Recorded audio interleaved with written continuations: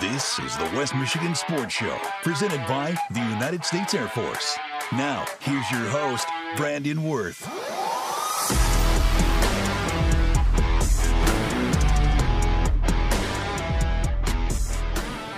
Welcome back, everybody, to the West Michigan Sports Show, presented by the United States Air Force. I'm Brandon Wirth, and so happy to return. I know it's been a minute. Life's been crazy here at the beginning of the college fall semester, but we are back, and we're back with a banger. Episode 6 of the series will be covering my sport of choice, cross country, and all the success coming on throughout this season. It's going to be a great episode. Before we get into the thick of it, just a reminder of our podcast sponsors. Those include, obviously, the United States Air Force, as well as Johnson's Automotive, the Schuberg Insurance Agency, Quality Car and Truck Repair, Alter Care Big Rapids, Paris Auto Sales and Service of Big Rapids, Motor the Macassi Osceola Transit Authority, Misiola Tech, and the Misiola Career Center. We thank all of those sponsors for making this podcast possible. Without further ado, let's get into it. This is the biggest week for high school cross country. It's state finals week. The trip to Brooklyn will be pursued by many talented individuals as well as teams from the local area,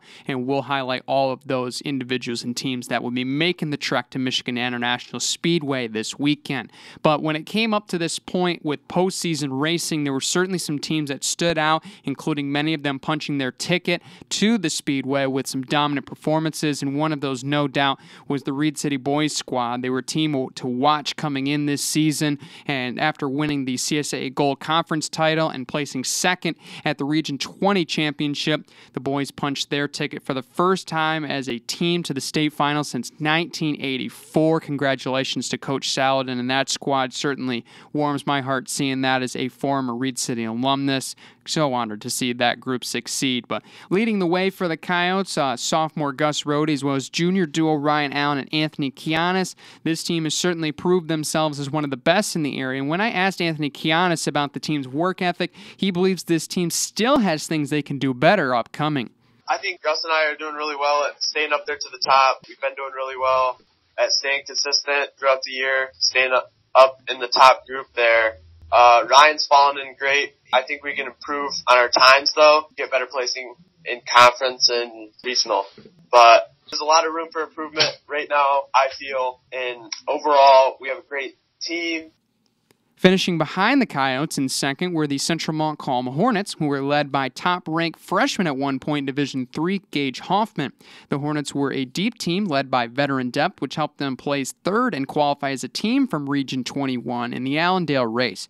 For the Cardinals of Big Rapids, they were led by senior and first-time cross-country competitor Owen Westerkamp and veteran senior Ben Knuth. Coach Bennett certainly had a lot of successes in his first year at the helm of Big Rapids and will certainly look to make some noise with those two individuals competing at the state finals this weekend. Kent City remains the top former silver team, led by current CSAA individual champion and state qualifier Samuel Martini. With a boost from their bottom three scores, this team has a lot to look forward to next season and could be a team to watch. White Clowns started their season off on a very high note, finishing in some notably tough races near the top to start the year, and Coach Atwood and the Indians almost earned their third straight trip to MIS as a team, including a top 7 finish a year ago. Tri-County also will be a team to watch moving forward, as head coach and my former collegiate teammate Weston Rackley has begun to turn the Viking program around. Ramon Hernandez leads Tri-County as an all-conference honoree and will continue his season at the state finals this weekend. Rounding out the list of the local teams in the CSAA are Chippewa Hills, Morley Stanwood, Grant, and Newaygo in respective standings. Many of these teams have history of elite individual competitors that will also be continuing their seasons this year. One of them is Brody Delameter of the Grant Tigers, as well as Jake O'Neill of the Warriors, who finished third overall at the home regional race last weekend, as well as Tyler Vining of Morley Stanwood and Colson Crusan of White Cloud. Over in the Highland on the men's side, last year's champ Manton repeated as boys champs despite their loss of now Michigan State freshman Noah Morrow. Senior leadership of Logan Patrick and Noah Moffitt, as well as a group of young talent, gave the Rangers promise after good races early on in the season, as well to finish it out in the conference championship. Right behind was McBain and Lake City, two teams who tied only 16 points behind Manton in the conference opener. The Trojans, led by Paxton Hall and Enzo Gagliardi Ramajo, edged out the Ramblers despite McBain's Maine's Clayton Engelwright's performance, taking second overall. Beale City and Roscommon both began the season with a lot of opportunity, including a breakout campaign for Aggie Owen Gross, who will be competing at MIS this weekend in the Division IV race. For other local programs like Pine River and Everett, finishing the season with improvement certainly gives their programs light going into the off-season. Over to the women now. It's certainly been Central Montcalm's show this season. They've came out with an absolute vengeance after a loss last year in the CSAA Gold Championship at Brandstrom Park. The Hornets swept the conference slate on the women's side to take the 2022 title. Returning sophomores Kaya Hoffman as well as Ashley Chapanis, as well as freshman breakout candidate Grade Cosin, swept the 3 of the top 6 spots in the title race on October 18th. Right behind were the Eagles of Kent City, led by Coach Evers and individual champion Lila Volkers. Their season certainly showed them as a very gritty team and one to watch next season.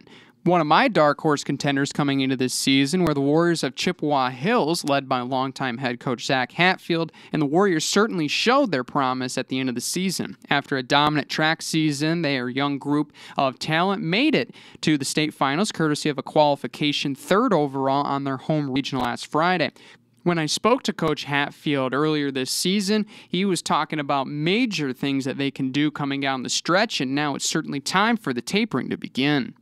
You know, the goals run fast at the end of October and November. I mean, that's the ultimate goal in cross country. So you want to be your best then. So right now, you know, they're grinding through things and learning as they go, and then as we start to back off and do some things, they're gonna I think really see some times drop. Based on the conference opener, it looked like Newaygo and Tri-County would be taking those next 2 spots, but it certainly shook out differently down the stretch. Big Rapids, Reed City, and Morley sitting right behind with individuals all inside the top 16.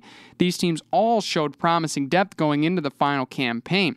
It ended up being Reed City, the team that took that next spot in 4th, and for Coach Saladin, certainly a boost for the girls program that is still learning and improving each and every day.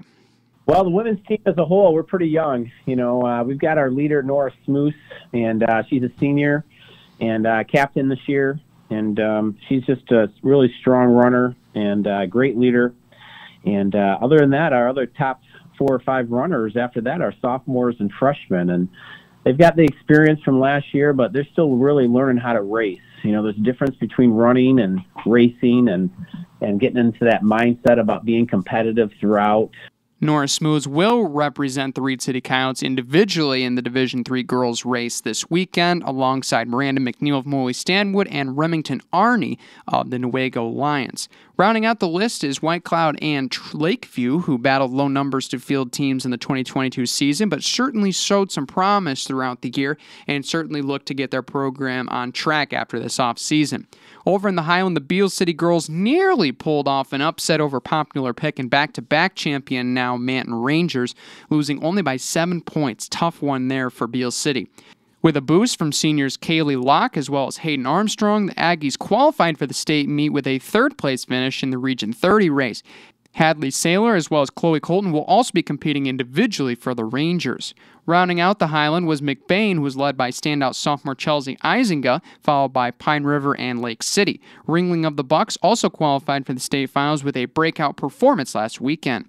And also shout out to the Farwell Eagles, who will be making a trip to the finals thanks to a 2nd-place finish in the regional with great performances from the Sponseller sisters as well as sophomore Isabel Eppert. Those are the individuals and those are the teams that have completed a grand season for those, and for some others, it keeps going this weekend. The granddaddy of them all at Michigan International Speedway. The whole 90 days of work comes down to one final race with the state's best alongside on the starting line. It's a pleasurable experience and certainly one of my favorite moments, and one of the favorite moments these athletes will certainly cherish forever. While it is a notably weather-dependent course, anything can happen on any given day. It really depends on who shows up that day, who is prepared the best, and who races the best. Certainly going to be one of the great races. I will be looking forward to hopefully being there myself to see it. It is certainly going to be an absolute fun time to see all these area teams show out against a lot of the state's best, and some that even have better resources than us. So it is certainly be one to watch. There will be information out, and you can find the race start times as well as the names of the teams individually competing locally on the latest news post post. You can check that out on the website, WBRN.com, and the Big Rapids Daily News on social media.